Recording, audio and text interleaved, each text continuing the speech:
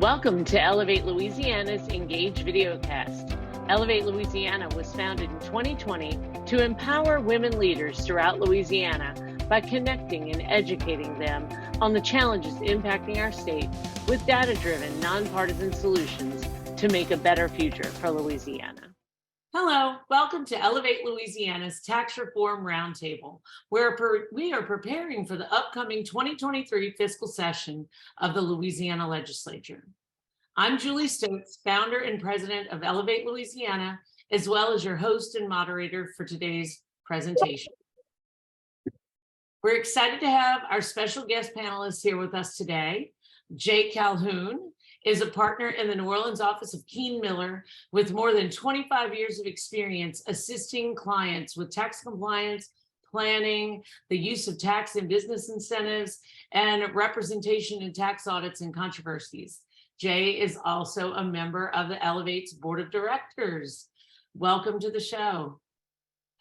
Jason DeCuir is a co-owner and partner with Advantis Consulting, where he oversees the sales and use tax, appeals and disputes, governmental relations, and business development teams.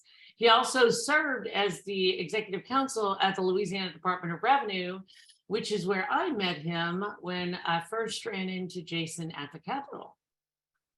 Dannie Garrett operates a solo law practice in Baton Rouge, focusing on representing local governments, general civil legislation, and redistricting. His legal career has focused on governmental law, litigating on behalf of Louisiana municipalities and related groups such as the Louisiana Municipal Association and the Police Jury Association. Jan Moller is director of the Louisiana Budget Project, which monitors and reports on state governmental spending and how it affects Louisiana's low to moderate income families. He came to his current job from the New Orleans Times-Picayune, where he was in the State Capitol Bureau covering state policy, which seems to be a quick road to policy around Louisiana lately. People that work at the newspaper happen to learn a lot while they're writing all those stories. We appreciate all four of you guys being here today. So as you know, I was in the legislature for 2 terms and did a lot of legislating when it came to taxes and did a lot of studying on the budget picture in Louisiana.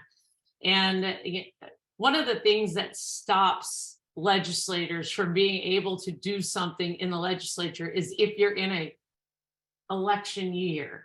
So we come to you with the fiscal session being operated in an election year. So there happen to be a lot of people running on the premise of tax reform, though. So how will that change the dynamic? Yeah, it's kind of hard to say with people running on it, yet nobody really wanting to take a huge stand on controversial issues. It'll be interesting to see how it all shapes out. This is, like I said, a fiscal session. So every legislator can have as many bills as they want on tax related, or there's a lot of nuances in that, but basically tax related topics. And they can have only 5 bills that address anything else. So it's a year where, bills are in tight supply, but fiscal bills are in heavy supply. So, the two revenue committees, being Revenue and Fiscal Affairs on the Senate side and Ways and Means on the House side, will be busy, busy, busy. And at 5 bills a person at 155 legislators still shapes up for everybody else to be pretty busy too. So I want to kind of just lay up a little bit of a background for where we stand as a state, and we're going to all talk about that. But one of the linchpins in what the legislature looks at, especially the legislature's more conservative members, is how to improve on the business climate rankings. The predominant source of the business climate rankings is the Tax Foundation. I think I dropped that link into the chat, so you can go look at that. But this year we are we made it to number 39. which isn't quite exactly what I'd call middle of the pack, but it's approaching middle. Before this, we were at 42. So we were 42nd in the country, most friendly, and now we're 39th. And, I'm just kind of looking at, what created this movement. And I'll let any of you talk, but I kind of feel like probably since I borrowed that slide from Jason, he might be a good one to head that. Yeah, well, again, Julie, thanks for having me as a participant, and welcome to all the Ellevate members who are attending. It's always a pleasure to talk taxes with you. I've been talking with you about them for a long time, as you mentioned, since I was at the Department of Revenue. And just for your viewers, I do feel like I have a fairly interesting perspective, because despite what some may think, I was actually at the Department of Revenue and was the executive counsel and over policy and was a collector, and then now obviously in the private sector, and I've had an opportunity. So I've seen it from both sides. But I think you make a couple of great points in your opening. Having done this for 20 plus years and being very active, both the state and the private sector, with tax policy legislation and trying to move our state forward, I do think that everybody has that common goal. We would like to see Louisiana have a better tax structure. I mean, I don't care which ranking you look at, people realize we have complexities. I think, and not putting words in any of our panelists' mouth, but I think we all realize we got some complex issues with our tax code. First thing you addressed, election year. Well, let me just hit that real quick. It's been years that I've been doing this. As you know, normally if the word tax is mentioned in election year, it's a no-go, no-fly zone. We're not doing that in election year. I feel like this year is a little bit different for a couple of reasons. One, as you mentioned, you had some first-term legislators, new to the legislature, but ran on getting inside that building and being elected on tax reform. And so they came in with a lot of new energy. As we go through some of the things that happen, you will see some first-term legislators, which is rare. You did this, Julie, when you came in, sponsored bills and really moved some big bills as a first-term legislator. I think you had that in combination with some legislators who were term limited, who had been trying to do this for a number of years. And I think when that energy came together, as you know, in a lot of tax bills, it takes a 2/3 vote, not just a majority. And you were able to get that momentum by having those two groups, the newer folks and the older folks, come together. The reason I think this session could be different, and you still may see some more tax reform, is one, because they tasted success already. You just mentioned it. We were at 42nd, sometimes worse. We were considered one of the bottom 10 states in terms of our tax code and its competitiveness. Legislators in 2021 went in with 7 or 8 pretty big ideas. I always said if you could accomplish one, you did a lot. They were able to accomplish about 3 of them, and that was monumental.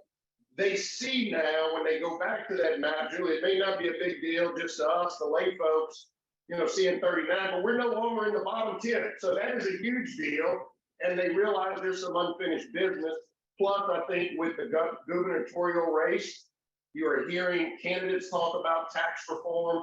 You're also hearing the ones that aren't running, the re-elected office running on tax reform. And I think they'd like to go back after this session into their districts and said they continued the momentum, they were a part of it, and possibly we could get even higher, and I delivered on my promises. Now, obviously, when some of these bills go through the process, they get very controversial, they get very tough. It requires all stakeholders coming together, and the question becomes, do they become more focused on re-election or more focused on continuing to move the ball forward? But I think you could see some momentum again in this fiscal session, even though it's election. And I want us not to take anything away from what Jason was suggesting about what the legislature did, and any improvements are welcome. I wonder if part of what is also happening in the shift in numbers has to do with the way other states have shaken out as a result of Wayfair removing that physical presence requirement. And so some other states may have actually gotten worse. Colorado, I get invited to speak around the country about local taxes all the time. And it was always, Alabama, Colorado, Louisiana, but they would say, Louisiana was by far the worst. Colorado is giving us a run for the money now. So hopefully it's the improvements. It may also be that other people are, other states are maybe not doing quite as well as they were. And Kenny Colby, I come from the local government side, so we're usually part of the target. Now, there's the state tax code, and that's one thing. And I like Jason and Jay have been doing this a long time. I mean, I won the working group that wrote the Uniform Local Tax Code, which is where we made a huge step forward because we decided that we were going to use the exact same words, terms,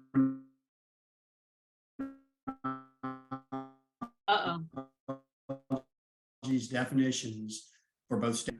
And I think one of the things that members of the public miss sometimes is they think there's a bill or there's one thing you can do that all of a sudden takes you from 40th to first. And it's incremental. And also it's how they work together because things, and I had this conversation with one of the legislators who wants to get rid of the state income tax. It's like, okay, everybody, I would love to not pay state income tax. Problem is how do you then still pay for the stuff you want the state to pay for? Same thing at the local level. And so many things are so interconnected. And I think that's what sometimes the public misses. And one of the issues you run into, frankly, in an election is a soundbite doesn't explain. I actually heard someone make a comment the other day that yeah, you told me what you want to accomplish, but you didn't tell me how to accomplish that. And that's sort of the devil's in the details. And we have made steps forward in Louisiana. Louisiana was one of the first steps to implement the dollar and transactional threshold from Wayfair. We were one of the first states to do it. Yeah. And it has facilitated a significant increase in the capture of those dollars. We also created the Remote Sellers Commission to take advantage of that. So I think we have taken steps forward. I think the issue is a lot of times, I think on these rankings, there's somewhat of a lag. You don't make the change and then 2 months later you get the score. There's usually a lag. And so I think we are heading in that direction. And it's also interesting because, I got the opportunity to work with Julie and Jason on the commission author when she was in the legislature. And we learned a lot of stuff about what can move the needle. And there are some things that will move the needle that nobody wants to do. Nobody wants to repeal exemptions. And then there are some things, base uniformity. Sounds simple. Problem is, Julie found it's not as exactly simple to get 53 members of the House. It's not exactly to get 70 members of the House and 20 something members of the Senate to go along with you. But I think we can take incremental steps, and sometimes elections can happen. If they can't say it in a soundbite, sometimes it's not a great election soundbite. And I do remember when they first went to sessions and they went to the fiscal session, the first iteration of that, fiscal sessions were in even numbered years, which means all these young legislators, they would show up at the Capitol and literally had nothing to do because they didn't understand anything about the tax code and they couldn't file any bills. So they flipped it around, which means we have it in an election. But it'll be interesting to see how it moves forward. Yeah, that was one of my favorite factoids. After I'd been in the legislature a while, and I found out that it was kind of purposely moved from the first and third 2 years in a legislator's term to the second and fourth, because nobody wanted to make a tax move in the fourth. So therefore you were down to one fiscal session a term. And I tell you, that beat the heck out of us when we were dealing with that big fiscal crisis, because we could never deal with it. We had to call a special session over and over and over, but that's a whole nother talk show. No, I arrived. I think I arrived at in Baton Rouge 20 years ago. So I think my first 2 sessions were regular sessions that I had to cover. I had to wait 2 years before I could cover a tax session. And I appreciate being invited to this. And I want to just zoom out a little bit and kind of question the premise of why the tax foundation is the gold standard that we aspire to. That's fine. if you want to do that. But, let's understand, I mean, our organization, the Louisiana Budget Project, we're a policy organization that has a point of view about policy. So does the Tax Foundation. They are nonpartisan like us, but they are a conservative, ideologically driven organization that has a certain set of principles that they think that constitutes reform that may not be everybody else's idea of reform. The thing I always come back to with their rankings is that, for all the years I've been looking at it, Wyoming is number one. That's what we all should aspire to. Wyoming, a place that's known for, cows and very good skiing, and the Cheney family. And then way down there at the bottom, you see these states that are the headquarters of global finance and the headquarters of the global tech industry, California and New York. Don't be like the states where all those Fortune 500 corporations are looking at and live. Be like Wyoming. So take the Tax Foundation with a little bit of a grain of salt. And I think when we think about taxes at the Budget Project, not just corporate, but individual sales taxes, all the taxes we pay, you got to start from the premise of how much money do we need to raise to support the services. We raise taxes not because we want to be mean, but because we need to pay for schools and healthcare and social services and roads and public safety, all the things that make our communities healthy. And that hopefully if we do those things right, we will attract businesses and people to come to the state without having to throw tax credits and kind of little favors at them to get them to come. So I think if you start from that premise, I think that there'd be a lot of agreement on this panel on things, like sales tax, maybe not sales tax streamlining, but, you always want to find ways to do things more efficiently and make the system, less cumbersome on the people who use it. But I also would say, approaching it from the standpoint of what do we need to fund, as opposed to how can we make this as easy as possible on large corporations and wealthy taxpayers. Those are just kind of two different sides of looking at the same coin. But, So yeah, that's why we're having everybody together, because it's so interesting to hear the different viewpoints. Jay, did you have something? I was going to say the cost rankings, and obviously large corporations are sometimes, they contribute to the economy, and to the extent they view our tax system. And there are other states that have lots of industry and large corporations that have invested and created jobs and have better ranked tax systems. Okay, so there's kind of I guess we were doing all this from scratch. We would figure out a way to make it more attractive to business, make our state more attractive to business, from lots of perspectives, including taxes. The thought, I suppose, is that if you have a friendly enough business climate, and that doesn't necessarily always mean just tax advantages. I don't think you're going to get away from giving credits because everybody else is doing it. I think it's hard to be the only state that isn't. But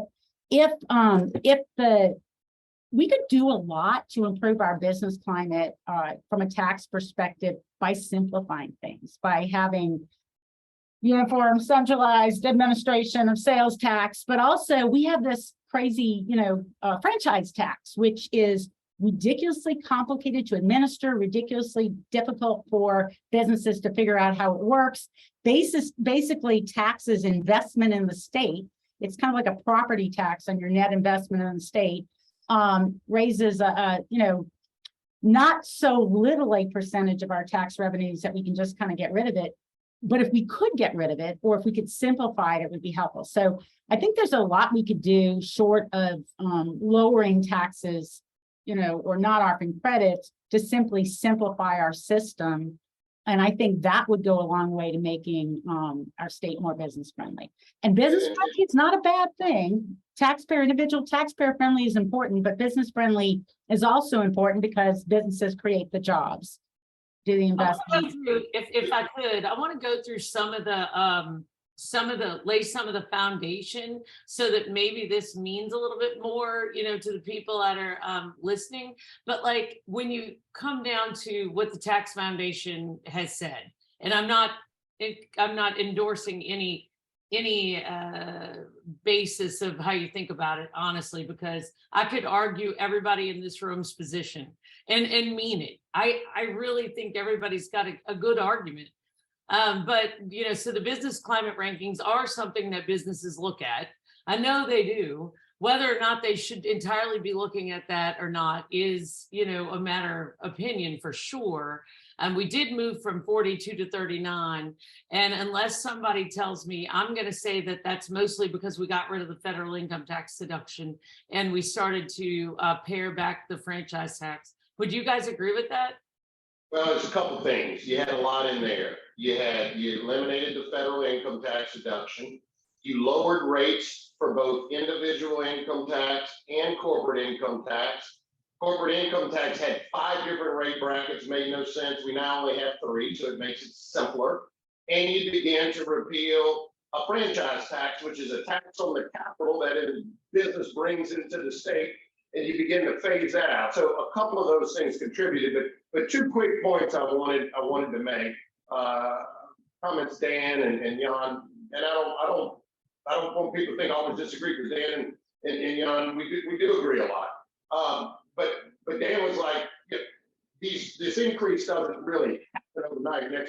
No, the reason why is because other states are also improving too. Okay, we're not just improving while other states are sitting still. Right now, Mississippi is phased out their franchise tax and no inventory tax. They're looking to phase out their personal income tax, make it more inviting, and so they're improving while we're trying to improve. Okay, the other thing is, like, whether it's a tax foundation or whoever's chart we want to throw all that out the window. I agree. I don't want to move to Wyoming, but I will tell you, I'm about to leave this afternoon and travel to Texas to my son's baseball tournament.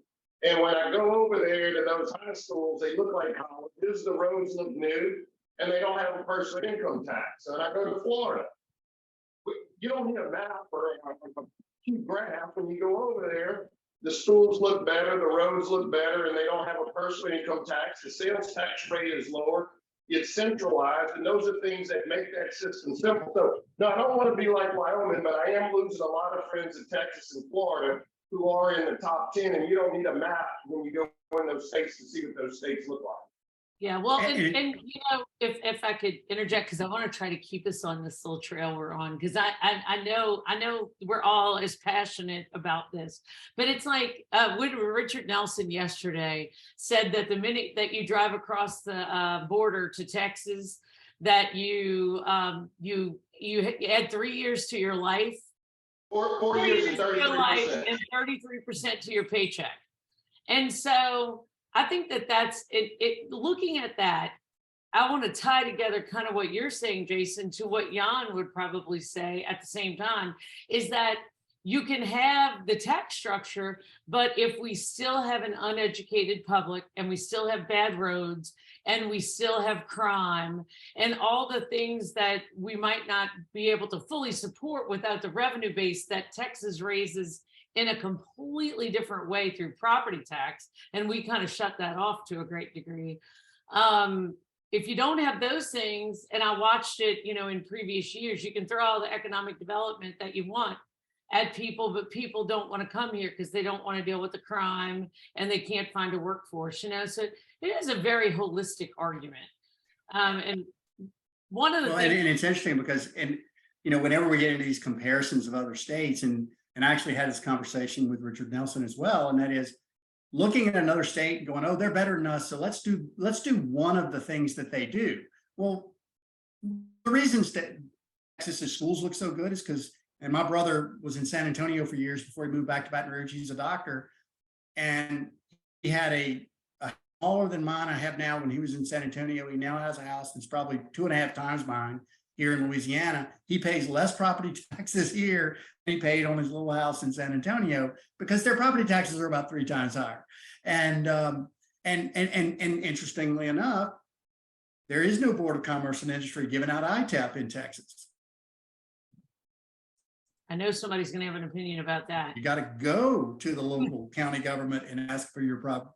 And you can't even get an ITAP. They're interrelated. Looking at one other state in one element of their taxes sometimes can be deceptive. And yeah, you can go, well, they don't do this, so let's do what they do on that thing. Well, okay, but maybe the reason they don't do that is because they do something else. And so if you eliminated, for example, if the state wanted to eliminate the state income tax and change and instead have a state property tax to replace the money, you will have eliminated the state income tax. Now, I'm pretty sure that a number of Jason's clients would not be thrilled to pay exponentially more profit on that plant on the Mississippi River. So you can't look at like one thing they do. And that's the problem is when we get caught in that sometimes, we look at one thing somebody does and says, well, they're higher on the rankings, let's do what they do on that one thing. But we don't look at the other differences in our tax code and their tax code, because I've not heard anybody suggest that we replace the income tax with a property tax. And you clearly pay way more property taxes in Florida and Texas than you do here. So, the same homestead exemption, we have the highest in the country. I think that is probably one of the things that would have to change. I'll move on a little bit to sales tax, because the question between sales tax, property tax, and income tax. I mean, that's really your pillars. You've got those in income tax. I think of corporate and personal. But that's kind of like the three pillars that most systems were conventionally thought to rest upon. And ours tends in Louisiana to rest more heavily upon sales tax and income tax than property tax. In Texas and Florida's rest very heavily upon that property tax. But I can tell you, like, from what I can see, they really, like, if you look at all of the states that are doing tax reform, is it moving the needle and drawing people in? One example that I can say where it is or did was in North Carolina, because when I started with all of my wanting to change the world and tax reform and everything, we modeled everything off of North Carolina, and North Carolina is slaying it. I mean, they have been, one of the strongest states in the South for a bit, and it did actually draw a lot of business to North Carolina, and they were able to go down on their rates a lot. Are there any other examples out there of states that did this and it really moved the needle? Yeah, I think North Carolina is a good example. Having recently done this, I studied their system quite a bit, and they went at it from a whole scale standpoint. But look, I wanted to, and I agree, Danny. It rubs me the wrong way when people like to pull one thing from a system and say, but what I was saying earlier was several things. And I think when you look at several things that states are doing, and there's some commonality, and you see an influx of people, and you see more economic development in those states, then yes, it does make sense to look at. I think you'll find a lot of commonalities. They don't have an income tax. They don't tax the property of investment and capital coming in through a franchise tax. They don't have an inventory tax, and they have a much lower sales tax rate and a centralized system of those are 4 or 5 things, and that's touching each one of those areas. And look, I'll bring here and give somebody else. But Jan, I think you were on HCR 11 study commission with me, and I normally show this slide. It was made up of, Julie, you may remember, everybody, stakeholders from all groups, local governments, state, business community, good government groups, PAR, table, budget project. One of the recommendations, and this is one of the things that I think would be the most difficult to accomplish, probably the most controversial. One of the recommendations made up by a very diverse group of people was that, and I agree with you, Louisiana has to give local governments the ability to stand on their own 2 feet and not prohibit and restrict them from doing a number of things that we do. However, in exchange, the state has to begin to wean local governments off of the old system where the state collects it all and local governments have to come beg for it. Now, I don't know how we get there, and it may happen through a constitutional convention, but that's why you are seeing some people say, well, in Texas, property taxes are much, well, local governments have that control. And then you can see the schools are nicer. And the example that Dan gave, I bet you the kids there also went to public schools. Right now, I'm being honest.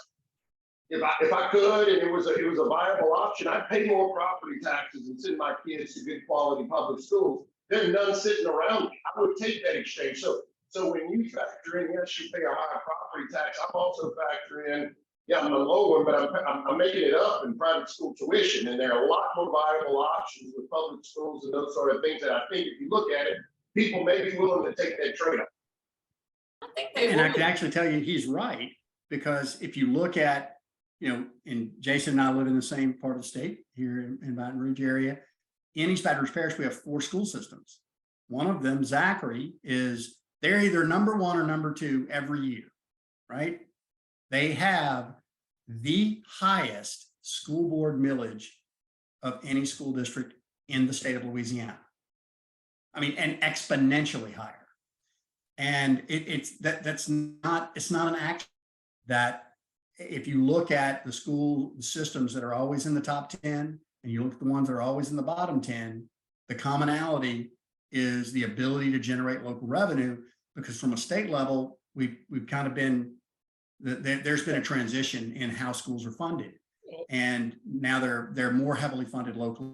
Well, And in Texas, they're hugely funded locally, and it's through that massive property that's tax. right.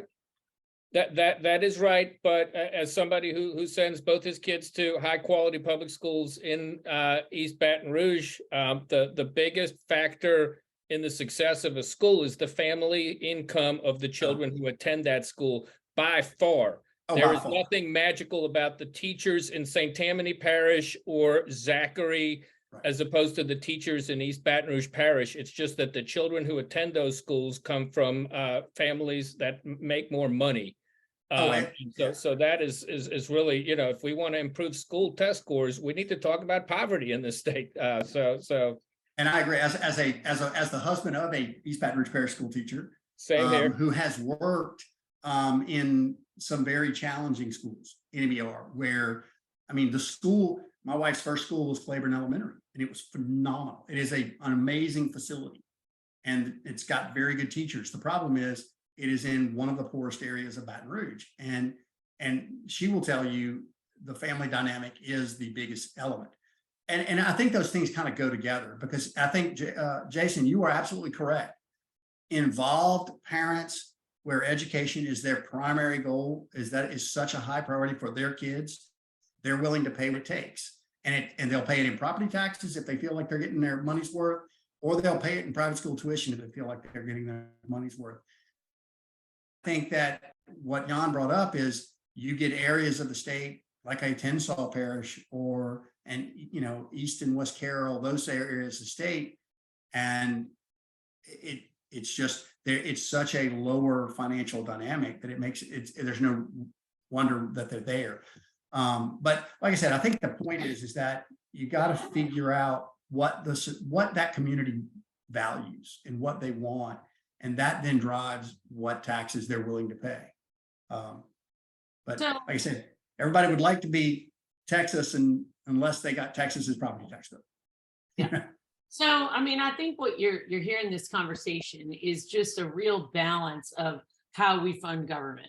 We have, some things in Louisiana that make us a little unique, and that's that locals don't have as much control over their own revenues and their own spending as they do in other states. And I think a lot of that goes back to property tax. Every time a local government, wants to do a new tax, they have to go before the bond commission in Louisiana, in the state government, to get permission to do that. Other local governments don't have to do that in other parts of the country. And then even like we've got revenue sharing, that is where the state pays money to the locals to make up for the homestead exemption that they legislated upon the locals many, many moons ago. So, and what I mean by that is that the state makes the decision at the state level that takes money away from the local governments, and the local governments are just going, wait a minute, I didn't ask for this, how's my money? And there's plenty of examples of that happen now. Jason, you want to add to that? Yeah, I was just going to say, on that issue, we push ITEP down for locals to have a say. Why didn't we push homestead down for locals to have a say? I think we should. And so those are, those are just things that we need to think about. The only other comment, as we were talking about the schools, I do think there is an intersection between good schools and prosperous communities that have good economic development going on. When I grew up in East Baton Rouge Parish, you had 5 or 6 quality public 5A high schools. Zachary's a little bit on the fringe, but inner city Baton Rouge, I think you're down to 1, maybe 0, unless Liberty is.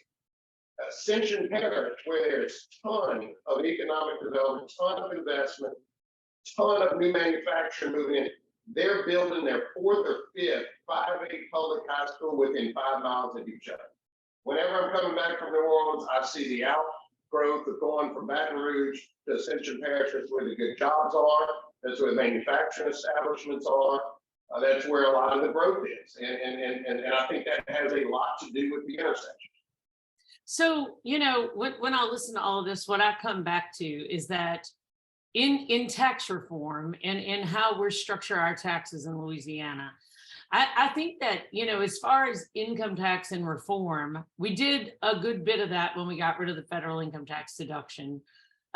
We're doing that in franchise tax, which the Tax Foundation scores as property tax. You know, we're doing some good in that by trying to pare back on the franchise tax. So we're left with sales tax, and we're left with the balance between property tax, income tax, and sales tax.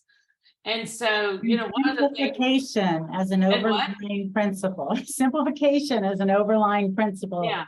To make the system more workable, not necessarily raising, lowering, you know, figuring out the balance, but simplification is critical. And you're perfect segue to sales tax, right? Thank you. Yes. So on sales tax, we have been stuck at 48th for a couple of years. We used to be 50th. I remember those days very well when we had the whole penny that we had. Now we've got 0.45 pennies. If you even realize it, when you buy something, you're getting charged 4.45 instead of what used to be 4%. And that's part of our problem, because when you add our rate to the local rates, we have one of the highest sales tax rates in the country. But on top of that, we have 2 other problems. And those 2 problems are even more important when it comes to the Wayfair decision. And what they say is that, number one, you've got to have centralized collection, which means that you don't have a state collecting sales tax and all 64 parishes collecting sales tax at the same time.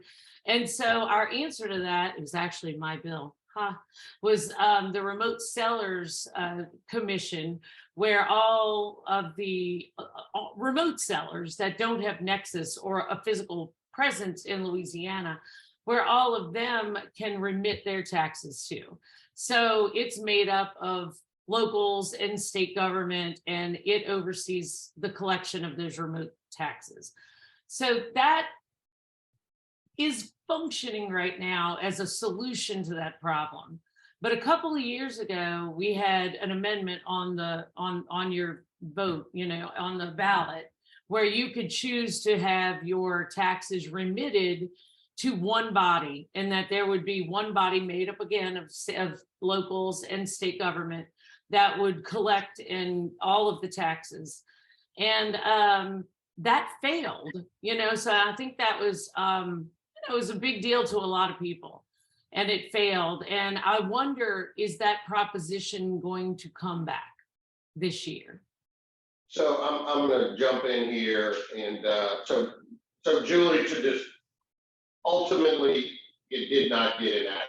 I think to say that it failed probably doesn't properly describe the process, because it went through the legislature with maybe only 3 or 4 votes against it. The entire amendment went through both the House, probably almost unanimous, maybe 1, and I don't even think it was a vote against the Senate. So that just lets you know, legislators did the tough job.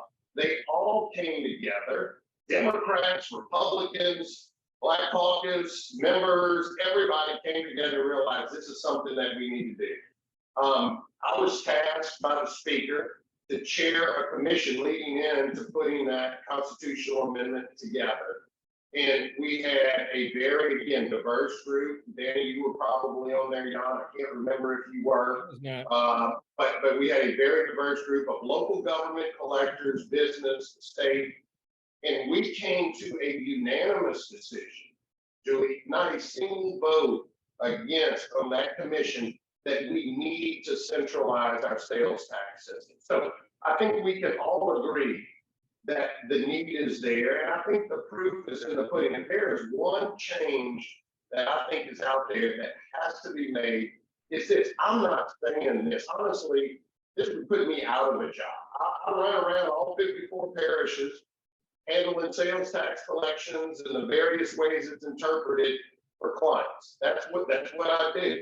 Moving it to a centralized process would eliminate a lot of the need for companies to use me as much as they do. But the proof is in the pudding. Louisiana has been sued by an out-of-state retailer saying that our state's sales tax collection system is unconstitutional. I don't think there's any secret why they picked Louisiana to file the first suit. It clearly has very complex layers. The Wayfair case has two principles. One, states can collect from out-of-state retailers with no physical presence, no brick and mortar, if they had a certain number of transactions to that state in a year and a certain dollar threshold. They call that economic nexus. That's the Wayfair. But the second point that it said is that your sales tax collection system cannot be unduly burdensome. Well, that's where we got sued, okay? Because collectors on the outside and out-of-state are saying, look, I'm not going to try to attempt to make these sales or collect. It's too complicated. It doesn't meet the Wayfair test. I really believe this is not in any way to hurt local government. I think this helps local government.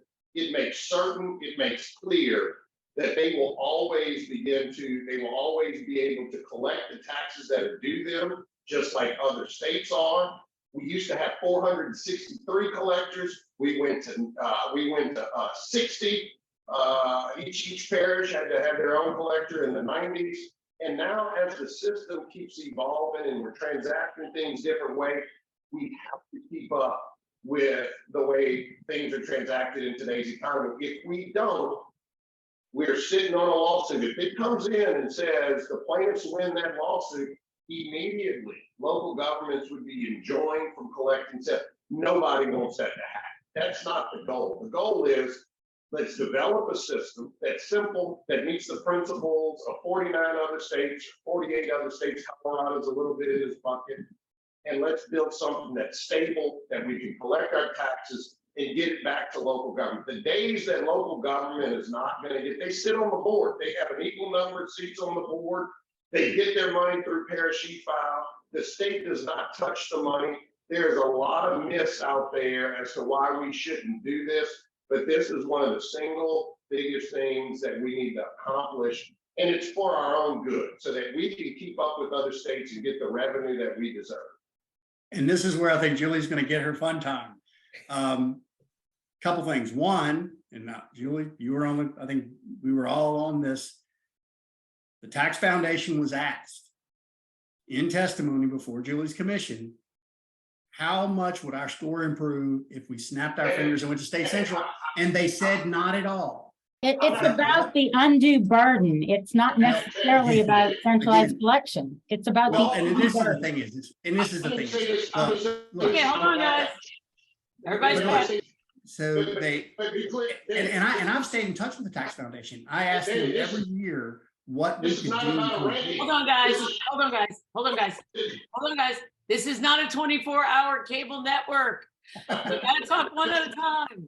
I stayed quiet. I was just going to respond, but hey, this is not about a ranking. This has nothing to do with the ranking. This is the state has been sued because our system is not. And the lawsuit was dismissed. It doesn't say there are going to be more lawsuits. That's not the only one. Our system is too complicated. And businesses now that didn't have to worry about it now have to worry about it.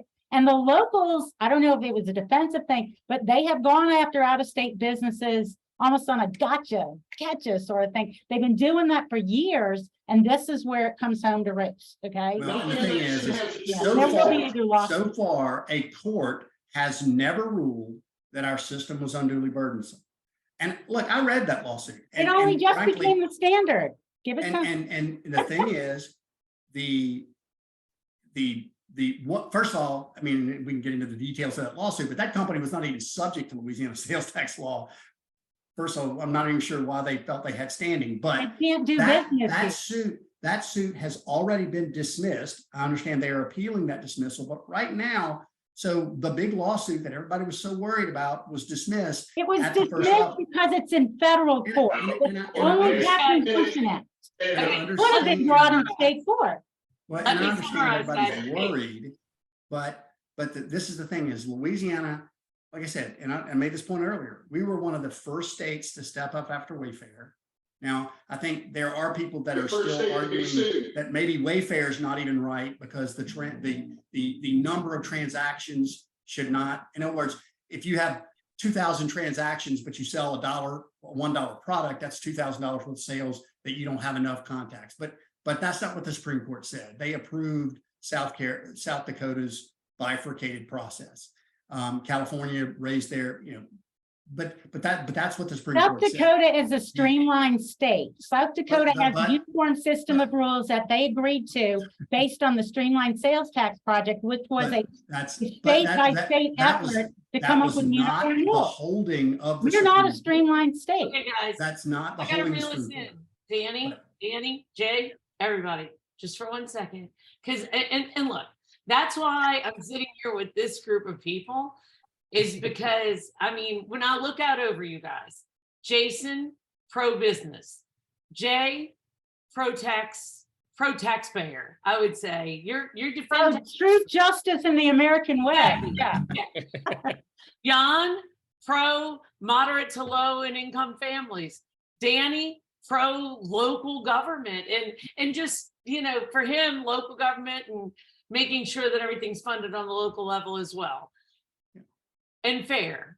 But I know I'm like, am I going to get caught up in my characterizations? But that's, why I think it's such an interesting dynamic.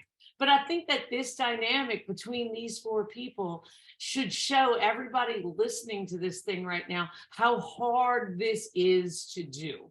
Because each one of these faces have a huge constituency behind them, even though they don't represent them strictly speaking. I mean, the business lobby is really strong. If you think you want to lose your legislative job, tick off everybody in your local government, tick off everybody, that's low to moderate income, because you're going to have your problems. And I mean, Jay is the same thing, dealing with, how the complexities and how the system impacts people trying to pay their taxes. So it is very complicated. In summary on sales tax, I do want to kind of move to what we expect for the upcoming session. But for sales tax, you basically have a situation where we need to figure out a sustainable long-term way to centralize sales tax. That is probably not going to look like centralized in some people's opinion. There are entities that we could establish, just like they tried to in the law that went before your vote. If I think possibly there could have been some more thought and some more mediation there to get the local governments in agreement on how audits would be done. And possibly if we'd have gotten a little bit more clarity, we could have gotten it done. But I do feel like we're close. And I can tell Jan wants to say something. I was going to say, if you're going to try it again, maybe get buy-in from the mayor of New Orleans, or else not put it on the date when the only statewide election is in New Orleans. But that's taken into a political place. We don't really have a dog in this fight. I agree with you. And look, Danny sat on that commission where we all agreed we need to centralize our system. But look, just to be clear, this is not a lawsuit about exemptions. It's about the administration of our system. We're one of only 2 states in the country that don't have a centralized system, and we were the first state to get sued because our system is too complex. Those are facts. The court case did not get dismissed. It got moved from one court to another because they felt jurisdiction was proper in another court. Those are facts, and I'm going to leave it alone. Julie, thanks. Okay. So, but I'd like to move on to the other big issue in sales tax, because we can get lost in the weeds, and there are so many points to argue. The other issue is that it's called base disuniformity. So basically, there's a set of things that have sales tax on them at the state level. And then there's a set of things that have sales tax at the state and the local level. And then there's a set of things that are only taxed at the local level because they've been exempted at the state level. We're kind of all over the place with what's called the disuniform base. That is one of the things that streamlining would really necessitate as well. And if we could fix the base, would improve our business climate ranking quite a good bit, because it is difficult to figure out what's taxable where. This is one of the things that I really thought, like the argument that you just saw, I really thought that it would be impossible to centralize sales tax collection because of that argument. Between the point when I decided to concentrate on base disuniformity, and now the Wayfair decision happened and made central collection a must, so to speak. It is a must, beyond a doubt, really. I mean, I don't know how we work it out, but anyway, so that got to be the hot issue. But when we were dealing with base disuniformity, boy, I tell you what, we had some arguments on that task force, because, you know, basically when it comes down to it, what you have to do is to tell a group of people that are getting an exemption, be that at the local level or the state level, that they have to give up that exemption so that we can have a uniform base, or that the local governments have to start giving that exemption so that we can have a uniform base. And I've been having some legislators call me lately about maybe we should work on that. How could we do that? Can you pull out those old spreadsheets? Which at least two people on this call are going, oh God, not the spreadsheets. But it's really complicated work. And there are massively powerful constituencies behind every one of those exemptions. Is this something that we can get done? And is it something we can get done in an election year? Is it something that will ever get done? And do we need to do it? Yes, I think it can. I think it can get done. And Julie, a credit to you bringing everybody. I think I sat on that one as well. And went through all the spreadsheets and went through all those. But I'm gonna go right back to a very simple point. States with centralized sales tax have a uniform base. It's hard to be disuniform with yourself. Okay, and so I think it's the chicken or the egg. I believe you centralize your system, and when everybody becomes under the same tent, the umbrella, you will get there. You have to talk with your local governments. You have to talk with the state. Because we're fragmented, some parishes can have MM&E, some parishes don't want that exemption. And so because we're fragmented, you're going to have a disjointed base. I will also tell you that, hey, until you get to some sort of centralized system, businesses are already going through a lot trying to figure out the disjointness. And I think when you do that, you'll be like every other state, because you're going to be centralized with yourself. You're going to be uniform with yourself. As long as you have 54 different wings out there, plus the state, it's going to be very difficult to get there. Yeah, well, JCPenney testified that their biggest problem, JCPenney's big, they testified the biggest problem they had with the Louisiana system was the number of exemptions, because it was just too hard to manage. And because particularly stores that sell a whole lot of stuff. And the Tax Foundation has confirmed to me every year I ask them, what's the one thing we could do? If we can only pull off one thing, what's the one that's going to give us the biggest bang for our buck? And every year they tell me, reduce your exemptions and align your bases. Now, part of it is we in Louisiana made a decision a number of years ago to take 3 state exemptions from sales tax and put them in our Constitution. And I do not believe in my lifetime the people of the state of Louisiana will ever vote to start paying state sales tax on groceries, prescription drugs, and residential utilities again. But we could eliminate what was the number we ended up coming up with? 183 exemptions or something to that effect. But we have so many exemptions. And it's funny because the Tax Foundation followed that up with, and oh, by the way, we also think y'all need to start taxing services. So they even said, not only should y'all repeal your exemptions, you actually should start taxing services. Now, they do balance that. And they said, but then you follow that up with no business to business sales tax. So in other words, when my law office goes to Office Depot to buy paper, I don't pay sales tax. If my wife goes and buys paper just to put in, for her use, then yeah, she would pay sales tax. And maybe, and they've told me that you do that puts us in the upper half from a sales tax. Technically, sales tax is supposed to be imposed on the ultimate consumer. And then when you start talking about exemptions, they all sound really awful in the abstract. Let's get rid of them. But a lot of them are policy-based. Sales taxes are viewed as regressive as opposed to income taxes because poor people spend more of their income on necessities, more of their disposable income. So exempting food, exempting clothing in a way is like helping people who have less, right?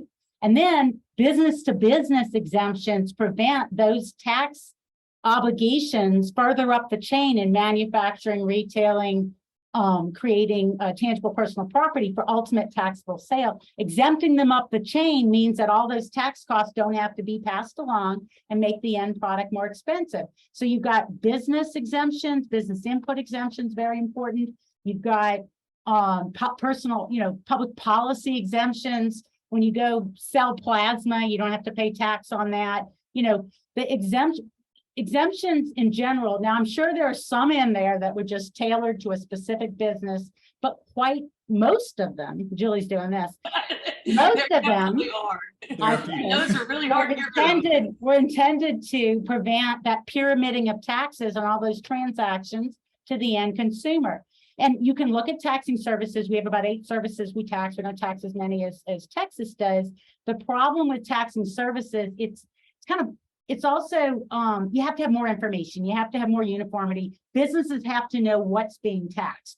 If you're trying to tax the end user, pretty easy when you have an item of tangible personal property that ends up in space and time being sold in one place.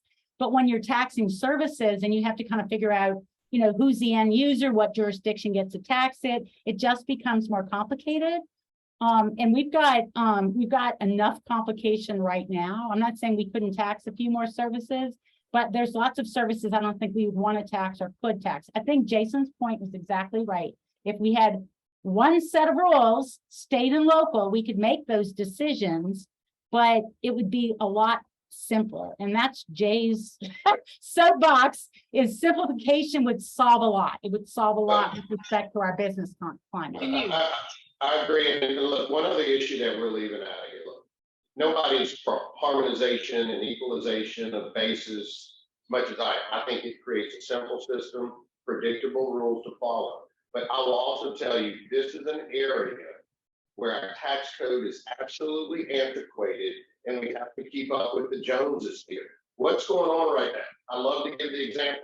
I do agree that you don't want to do a lot of business to business type inputs, and so all I'm going to do is create a but all they're going to do is pass it along, and then it becomes a pyramid, and that becomes a problem. Here's what we're not doing. Here's what we're not doing.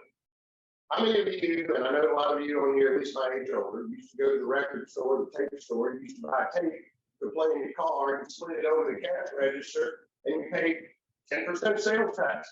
How many of you transacted music like this these days? How many of you transacted books like that these days? All of that stuff is happening where? Up in the fictitious cloud. And sales tax is based on tangible personal property. And now local governments and the state are saying, money I used to capture through one form, a tape of physical property, was coming into the coffers. And now because it's transacted into something we haven't described, updated our code, we don't know if it's tangible or not tangible. And you're not collecting that revenue from the same source anymore. And so their bases begin to decline. I do believe that you have to update our tax code and bring it into this economy and describe it as these transactions are, which are digital goods. They're no longer tangible, but that's all local government state has to jam it into the bucket to get the same revenue that it used to. And you're going to continue to see this with software, with software you put on your computer, all of this type of stuff. That was revenue that we back in the day said you should be entitled to. Now that it's transacted in a different form, people are going to argue it's not tangible. Update the code, centralize it, and we created. Absolute disuniformity in the area of things that I call them things that happen over the internet, digital downloads, software as a service, between the states, between the locals, among the locals. It's absolutely disuniform. And I would have to say to my out-of-state clients who want to be compliant, it's really hard to know exactly what to tell them on what they need to do, what they need to collect on. And there's so many different ways you can look at what they do. Even if you come up with what you think is the best approach on audit, the auditor can look at the same, an auditor who really has no technological background can look at the same thing and see it completely differently. And it's just an expensive trap for the unwary. Well, but the thing I understand, that was, I guess, maybe the only downside to the Louisiana Uniform Local Sales Tax Code is we left it up to the legislature to make all those decisions. And when the legislature doesn't define something correctly, or doesn't define it right, or doesn't update that definition, then that's the law. The legislature makes that law. I mean, Julie made the point, people talk about local taxes, but literally, if a local government wanted to exempt something from sales tax, they simply do not have the legal authority to do it.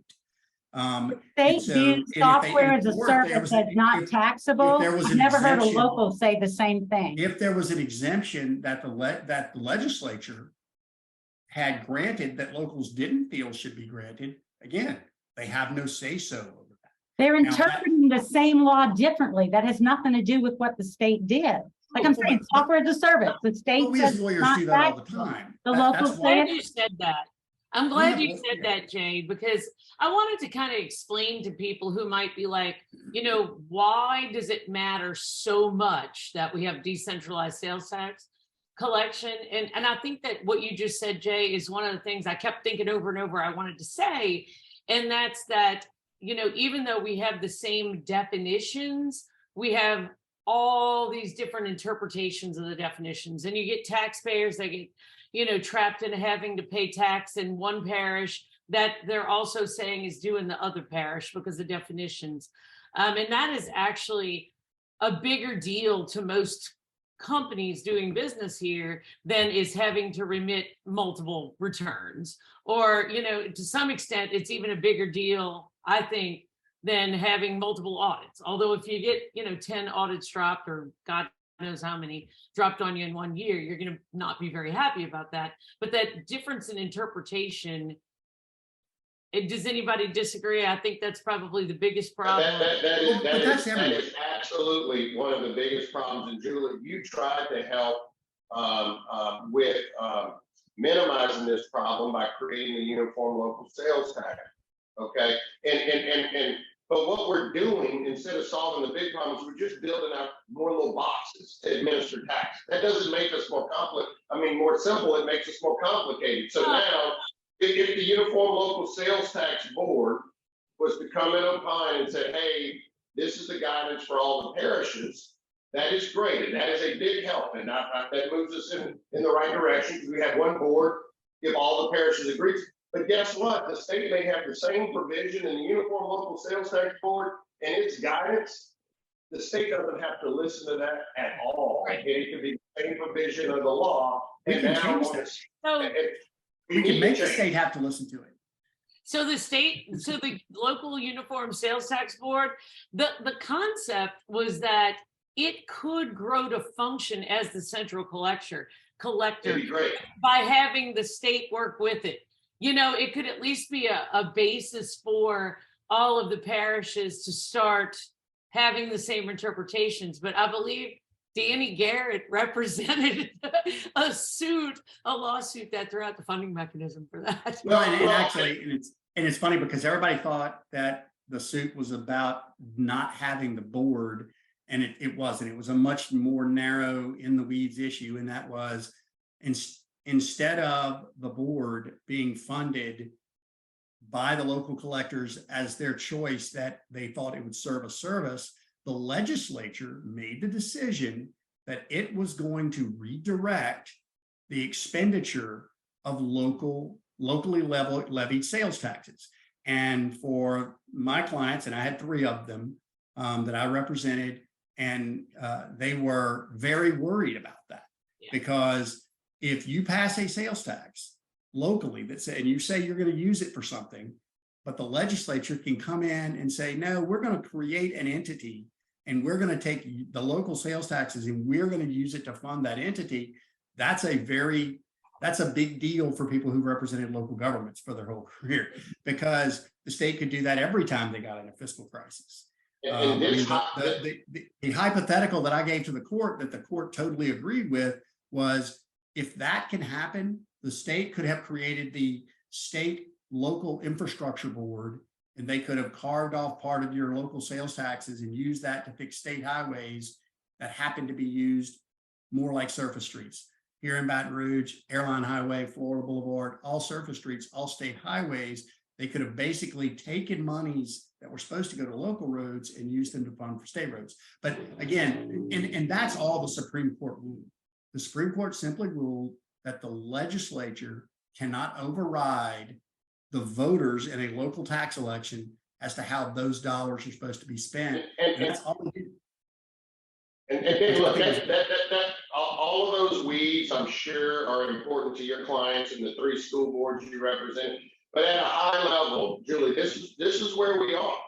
The Uniform Local Sales Tax Board was pushed by the sheriffs, and the school boards are also collectors. The school boards are collectors, the sheriffs are collectors, and they sued each other because they couldn't agree. And businesses are supposed to understand how to navigate the system. But that's not that. There was not that we didn't sue each other. That's just incorrect, Jason. You know that. They sued each other because they couldn't. That's just because incorrect. they couldn't agree on the sales tax collection system, and businesses are supposed to be. It was actually my 3 clients were 2 parishes and a school board is what they were. They were all, and they all served as the local collector in their parish. But we have a responsibility to go to Q&A, but I want to take a couple of minutes, just like very short. And I think I need to I think Jason's going to be the person that can explain this the best, but I just want to have an economy of words. Okay, guys. So the personal income tax and the corporate franchise tax, both of those have triggers set in law to automatically decrease based upon the state having the really good year that it's got coming up, $1 billion in surplus at this point, or excess projected. Can you explain those triggers real quick? And I mean, yeah, I'm happy to do it. So this was mimicked, like you mentioned, North Carolina. North Carolina had something similar. So here's doing what other states were doing. Well, you mentioned the in migration to North Carolina. And one of the things that if you build a healthy tax system and you have more people coming to your state, you should see more revenue from that. That's called the dynamic analysis of tax changes, okay? And that would be a positive dynamic story. So what the legislature did was said, look, if these tax changes produce good policy results or more revenue, then we would take those rates and move them back down even further. Now, there's a complicated formula that they look at, making sure you have enough in the rainy day fund, making sure surpluses are well over the baseline. On the personal income tax, if you hit the trigger, it moves that rate down in a prorated fashion based on the surplus, okay? It'll move that rate from 4.25 down lower. We enshrine 4.75% into the Constitution. So the revenue estimating conference would come in, all the economists would sign off on it, and then you'd make those adjustments in the next fiscal year. On the corporate income tax side, the legislature believed the franchise tax was more penal and harmful to generating business growth. And instead of moving down the corporate income tax rates, if you hit the surplus on the corporate income tax side, it would go to continue to phase out the franchise tax. And that's how it sort of works in a nutshell. I do think that will be a hotly debated topic this session, whether or not those triggers should remain and stay in there, and whether or not we're at a surplus such that either personal income tax or the corporate franchise tax may be reduced a little bit. Yeah. Well, so that was one of the. I'd like to weigh in on the trigger if I could. I was actually going to bump to you, so you're good. Because we've talked about the 2020 reforms, which did some things that we actually very much agreed with, particularly getting rid of the federal deduction. The reason that our organization was very opposed to that was really the package as a whole was the trigger language, because essentially what that says is the public policy of this state is if we have a better than expected year financially, we have more revenue than anticipated, then the first call on that revenue is not paying our teachers, is not shoring up our child welfare system or juvenile justice system that are completely broken. It's not making new investments in people or communities. It is tax cuts. Should be the first claim on that dollar, and we shouldn't have a new debate on whether to cut taxes because the legislators who were here a few years ago already made that decision. And so from our perspective, that is bad public policy, and those triggers should go away. I don't know if we're going to hit the triggers or not, but I'm very worried. We started this conversation by saying, well, this might be the rare election year when they do tax reform. I would remind folks that there are several tax changes that have already passed that are going to affect the future very, very much. We have a fiscal cliff coming up in 2025. And it's not something that just happened to Louisiana. This was a self-inflicted wound. It's the temporary sales tax that is rolling off in 2025. It's about $500 million. Then you have another $300 million right now that's now going to the state general fund and vehicle sales taxes that is going to be shifted over into a new fund to pay for transportation projects because Louisiana refuses to raise the tax on gasoline. So that's how we're trying to address, chip away our backlog. Added up, that's $800 million right now that's supporting public services in the state general fund, our public schools, our healthcare system, our social services. That's going away in 2 years. 800 million doesn't sound like a lot in a $40 billion budget, but the amount of state general fund that is discretionary every year is a little over $3 billion. So what that means is 2 years from now, 1 out of every 4 discretionary dollars that the legislature has to use is going away because of decisions that were already made. And that number might grow if we hit these triggers. So memories are short in politics, and we're about 5 years away from the last time that we had a budget crisis and legislators came to Baton Rouge and had to decide, are we going to cut hospitals, or we're going to cut higher ed, or we're going to cut something else? We're 5 years removed. So most people have, who've been there now, they're kind of gotten used to the surpluses. But that time is coming very quickly when we're going to be back in that shortfall posture. The federal aid that's been propping up state government here and elsewhere has just about expired. So the best time from our perspective to address this fiscal cliff would be this session. Now, I live in the real world. I'm not naive. I don't think anybody's going to raise $800 million in taxes in an election year. But that means 2 years from now, we are going to be back where we were in a similar posture as 2016, 2017, 2018, the years before that, when everybody's going to have that look on their face and wondering how did we get here? But so my hope is that certainly we address those trigger issues this session, and then we start having that conversation, because that conversation is going to be forced on us in 24 short months, and it's going to be up to the next governor and the next round of legislators to deal with it. So as you can see, there are a lot of varied points of view, and I literally really do get everybody's point of view on this call today, and could argue each one of your cases. I really do. It's complicated, and anytime anything's complicated and full of nuances, it's difficult. Not only is it difficult, but it's subject to rhetoric and all kinds of confusion out there in the general public. So that's about all the time we have for today. For this discussion, but I just want to thank you guys for this invigorating conversation. I really thank you all for being here, and we're going to go ahead and sign out.